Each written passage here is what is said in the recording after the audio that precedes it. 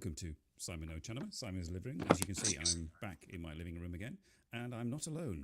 No. If I press a button here, I will be immediately joined from the south of France by a very good friend who happens to be there at the moment and has kindly agreed to be on the show again. It's my good friend, Professor Donna Quesada. Hello, Donna. Hello. I've interrupted her lunch plans. It seems. Oh, well, I'll be nice and hungry when we're finished, so that's okay. I've got Yes. wine. Well, I also have wine. You see, it's France. You have to You have see? wine. I've got some That's Beaujolais. That's right. Have to do it. I also have cheese and French bread, which is disappearing fast. Well, I like cheese and French bread too, so that makes two of us. So, Donna. Yes. For those of us who have not seen you before, I can't believe that my viewers have not seen you before because you've been on before. But could you give a little brief introduction to yourself? You know, where are you from? Who are you? And Well, you know those things, Simon. I should. Adolabati. Hello. You That's have a one of my better viewers. memory of those things than I do. Okay. Well, I learned that a ladies few and minutes gentlemen, ago. this You is remember? Professor Donna Quesada from California, more specifically Los Angeles, West Los Angeles.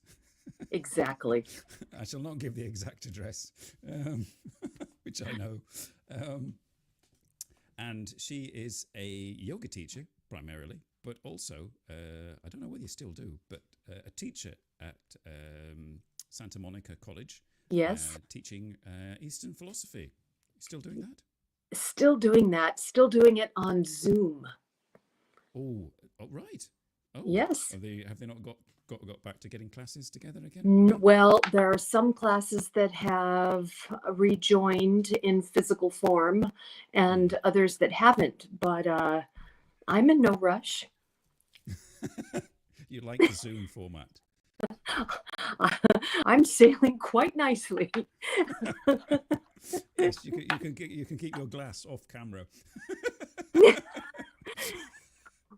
Well, I'm officially on vacation right now, so it's all good. It's all legit. Oh, I see. Oh, right. Yeah, nudge, nudge, wink, wink. Say no more. Exactly.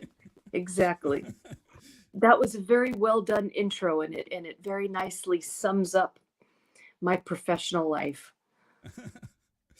But the one But I preceded have to put a plug in for awaken.com because my dear friend David founded awaken.com.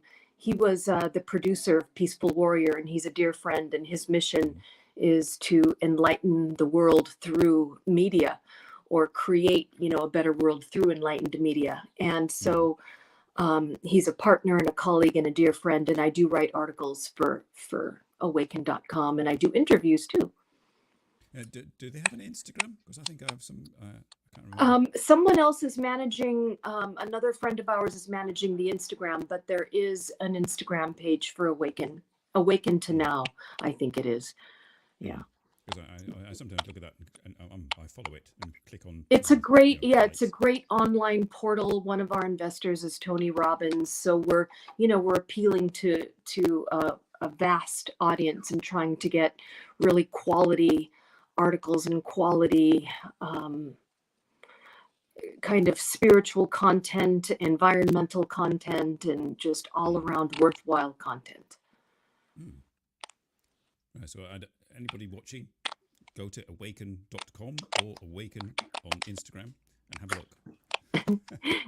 I think it's Awaken to Now on Instagram, actually, but David Welch is on Facebook as well, and he's just a wonderful, warm human being, and I'm proud to call him a friend. Yeah. And we have a Facebook page as well. Oh, right. Check it out on Facebook. Yes. So I was talking before. You do yoga teaching, and you do the teaching. Yes. But which came first? Well, gosh, teaching came first. It's really hard. I'm dating myself now, but I started teaching at Santa Monica College in 1996. Mm. So it's been a few years.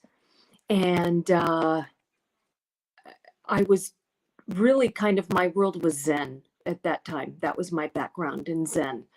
So, yeah, that was my yoga. But I do consider Zen a form of yoga, actually. So, No, it's not really. I mean, Zazen is sort of the closest you would, sitting, but there's no positions involved. Just well, sitting. but I have something to say about that. If you look at the old Yoga Sutras, the Patanjali's Yoga Sutras, there's no mention about positions and postures and movements and vinyasa flow or anything like that.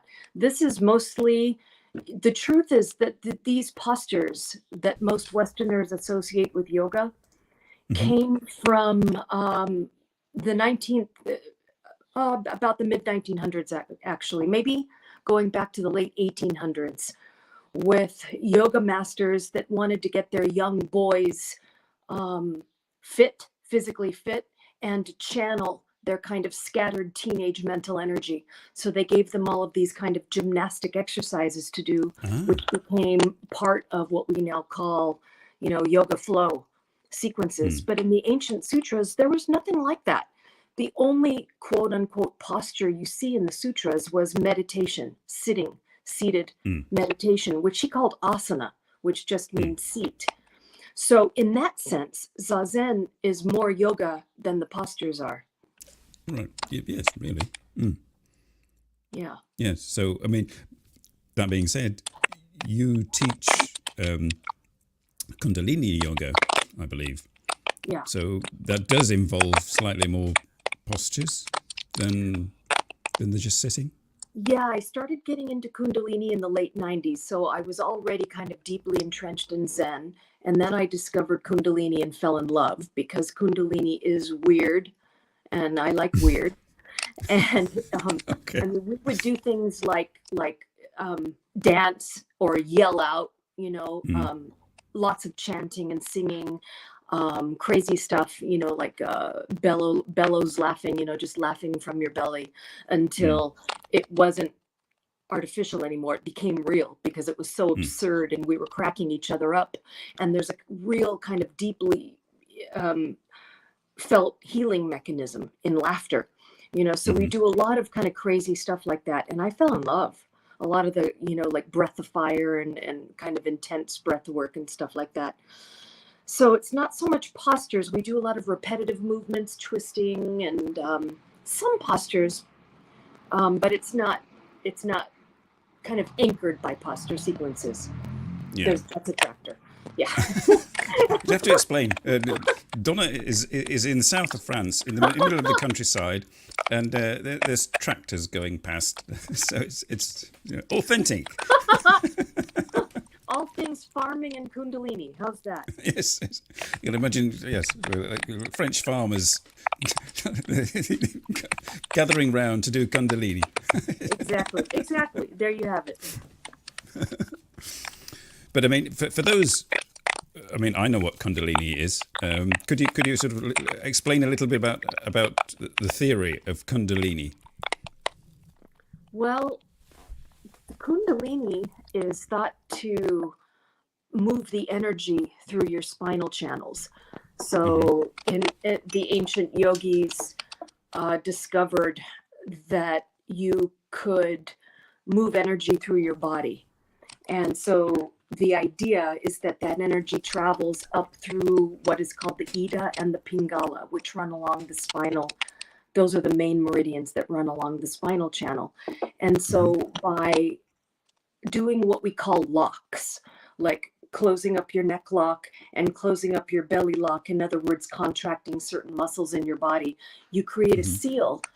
And then when you do this kind of intense breath work, it causes the energy to rise up the spine and up through the chakras, which are energy centers, vortexes along those spinal channels. The energy rises, and that's called enlightenment. And so this was kind of visually represented by halos around spiritual beings, or, a kind of light shining out of the skull, all of these. Or even when you see Buddha statues in Thailand and you see this kind of pointy thing coming out of the Buddha's head, these are all different ways of visually representing this idea of energy, just rising, and he's enlightened. And so the energy is spilling out through the top of his head, and the Sikhs wear a turban. And the spiritual, followers believe that turban helps to, keep that energy contained in the body. So whether or not you buy into this, I guess it's one of those. Yes. Try it on, believe it, and see how it feels. Yeah. Yeah. Like the Buddha said, don't take everything, on my word. Practice it, and if it works for you, then you know. Exactly. You know what, Simon? There's like a crackly sound. Do you hear Yes, that? I'm hearing sort of like somebody on the keyboard. It's like someone's rattling a Doritos wrapper or something. Oh, there! It stopped. It's just when you talk, I think. Right. I'll tell you what I'm going to do. Okay. I'm going to unplug my microphone and plug it back in again. It'll go silent for a minute, folks. Because it wasn't doing that before. No. Definitely sounds like someone's typing.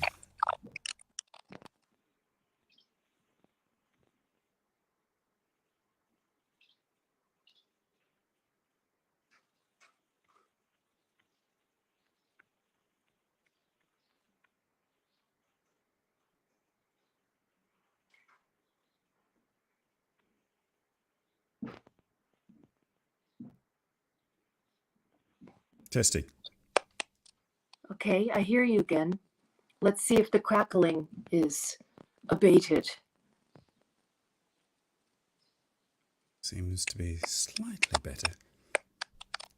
But it's definitely like somebody on a keyboard. Yeah, somewhere. and it's just when you talk, and it wasn't happening at first when we were testing, and even in the beginning. It just started a moment ago. Oh, I'll just have to say hello to Inglanese from Yamaguchi. Hello.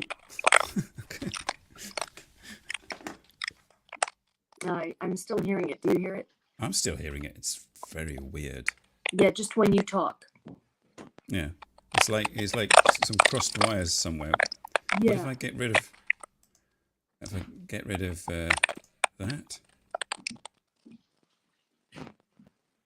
It's very strange. Yeah, when you're quiet, it's quiet. Yeah, like right now, I don't hear it.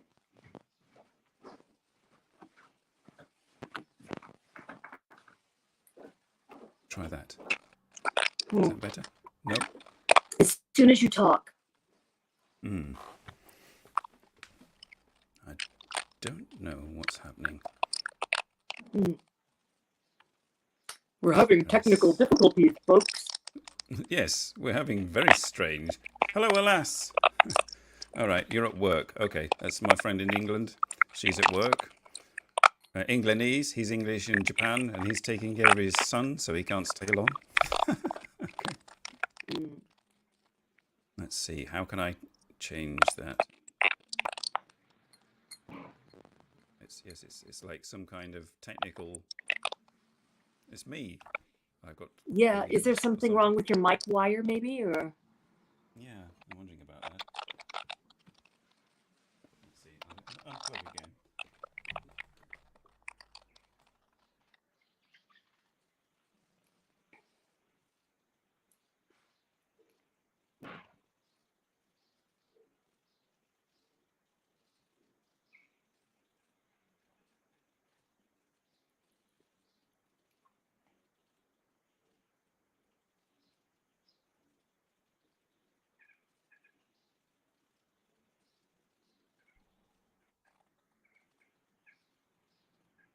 Now, let's see.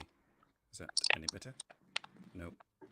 Still, I'm not sure what on earth is going on. It's like it's taking my microphone signal and messing it up. Yeah. Let's see. I'm going to try something else. That.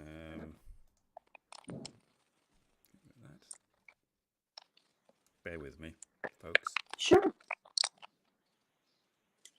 I'm just hanging out drinking my wine. Sounds good to me.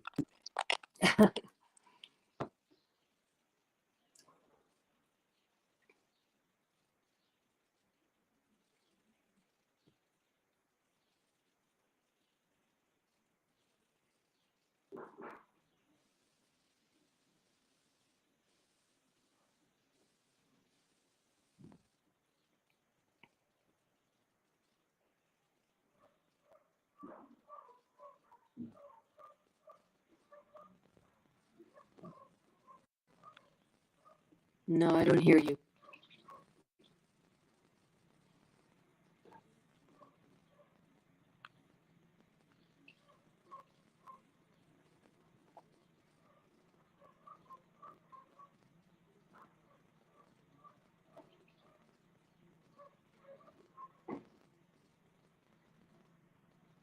Now, can you? No. I'm That here. strange noise. It's still there. Yeah. It's still there, isn't it? Oh. Right. Let's see if I. Is that any better? No. It's every time you talk.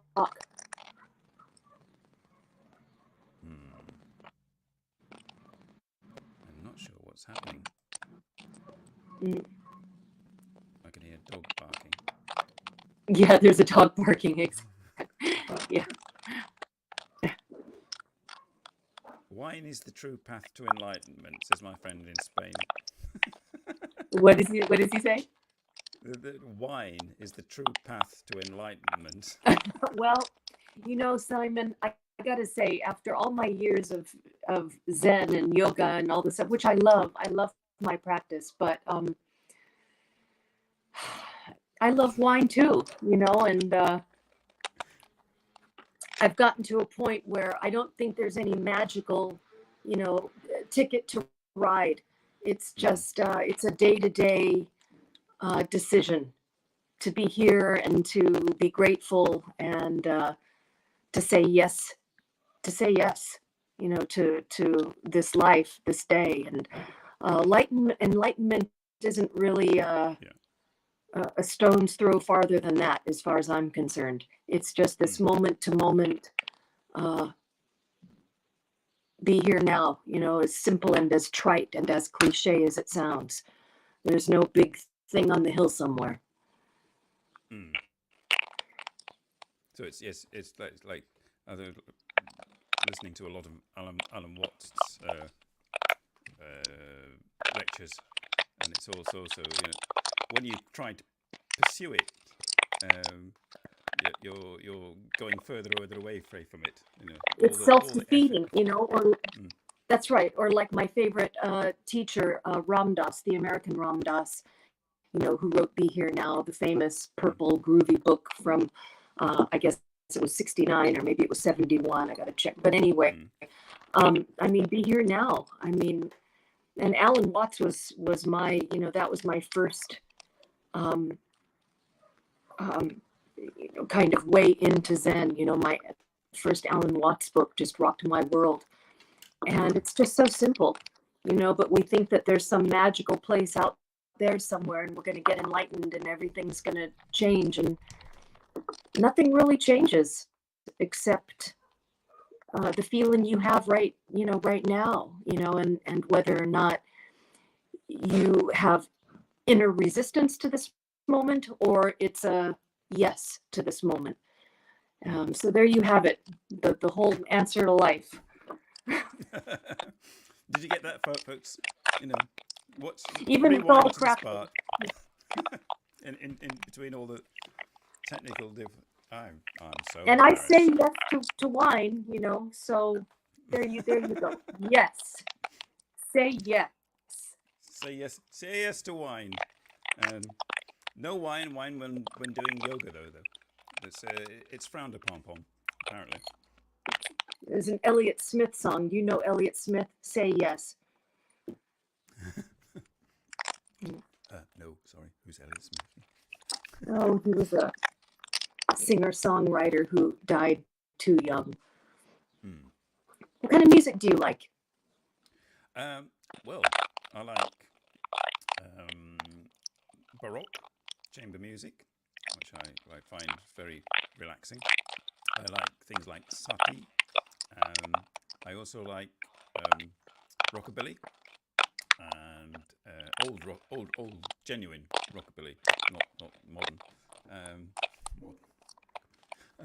And what else do I like? I like Japanese folk music, especially from With the northern Japan. shamisen? With the shamisen, yeah, very sort I of like that too. almost Yeah. very rocky. Mm. Oh, somebody in the audience knows Elliot Smith. There you are, Perk from Spain. He understands. What else do I like? So strange, that noise. I know, I know. See, there's so much I want to ask you too. Like, how did you Yes. fall in love with Japan? You're a Japanophile, right? Um, I was I'm describing you sort of a. the other day, and I described you as an Englishman living in Belgium who is a Japanophile. Is that right? Very odd. It's correct. That's me to a T. Who Yes. wears the top? Where's the top hat? Which is over there in behind the cupboard. Yes. I wasn't a Japanophile until I was about 46. And then it all just suddenly happened. It was actually because of three things. It was because of shamisen music, rockabilly, and Japanese actresses. So You fell in love I with was Japanese listening. actresses? But, well, sort of. Yes, I'm now friends with her. She invited me to Japan for dinner. So I thought, right, I'm going to Japan. Well, they're very Um, cute. I mean, there's something about Japanese people, the Japanese girls in particular. They're just very cute. They are. mm. Well, she was also very beautiful, and millions of men around the world were in love with her in the 1980s. And I ended up becoming friends with her and having dinner with her, which was one of the things that made me like Japan. And then rockabilly, as I said, I like rockabilly. And then I discovered an all-women Japanese rockabilly band, and I thought this is cool. So, and once I started going on YouTube, looking for more videos of this band, YouTube said, Japan, look at this, look at this, look at this. And I thought, well, this is curious. And, I've never known anything about Japan apart from old World War II movies. So I thought, there's more to this. And then I was also at the time into yoga. So I investigated what Japanese spiritual things are about and discovered, Zen and so on. And I thought, right, this is very interesting. So I'm going to go and investigate. And I just went down a rabbit hole. Oh, absolutely. I like Japanese things too. I particularly, I have a kimono collection at home. Um, and when I'm in California, my preferred evening drink is sake, which I know you like to partake in as well. Yes. So we do share that. And I do have an all-around appreciation for the Japanese way of doing things, which I find very careful and artful. Yes, it's like very, very precise. Yes, like the like their architecture. I had two glasses. Their architecture and their when I look at all the temples and the woodwork and the carving, the actual attention to detail is incredible. And then the finer pieces. My friend in Nihonbashi, she went to an exhibition in the nearby department store, and it was of an artist who was making miniature insects and I can't say it, articulated, almost like jewellery, but very, very fine. I can't remember the name of it's a particular type of, but all the limbs, like miniature insects in metal, and every limb was jointed and can move, and they looked hyper realistic. It was just incredible, the amount of detail and Yes. skill. Yeah. And Yeah, once and they it get comes going, through once they focus. exactly, and it comes through everything they do. The way they wrap presents. Of course, the tea ceremony is, I the most famous example, but it comes through in all of these different, even everyday activities. It seems to me there's a kind of care taken in the way things are executed and presented that I find lovely. Yeah. Yes, it's very different to like carefree Western attitude. Yeah. Except I have to say, I love these kind of cultural personalities. The French too have this attention to quality in things. But the thing with the French is sometimes they can be overly exacting, in the way that they expect things to get done, to the point where they lack a the ability to relax, and put the fork on the wrong side or eat with your hands, or, there's a kind of expectation that there's a specific way to do things that can be constrictive, but I do find these kinds of cultural personalities very interesting. Yes, it's oh, it's still there. I know. Is it unbearable? It's kind of. I'm almost tempted to close down and start again with something else, with another. Did that ever happen? It's never happened before. I'm not quite sure what's going on. And it wasn't doing this when we were here before we went live. Something to do with the live stream itself. So whether I choose a different microphone might not make any difference. Yes. Because is this YouTube live stream? What is the host of this? Is this a YouTube thing? It's YouTube, but it's coming through this particular app, the one that I sent. So it could be to do with the app. I see. It's very annoying. Yeah, I know. It must be hard it's not pleasant to follow what you're saying. Yeah. Let's see if I join from my phone. Let's see if I can do that.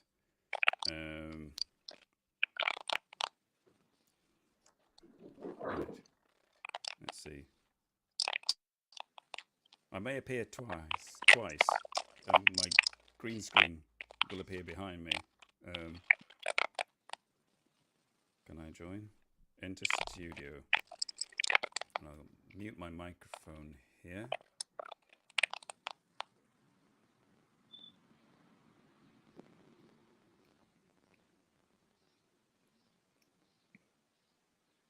Okay, I see a third square opening up. There you are, twice. Right. Hello. Yes. Let's crackly or more correctly. I don't know. Maybe I could just hear out of the crackling. Hang on. If I stop this now. No, it's not my microphone or the computer. It's the live stream itself. That's so That's weird. very odd. Well, we've already done a half hour. Hmm. Do you want to continue on? Are you there?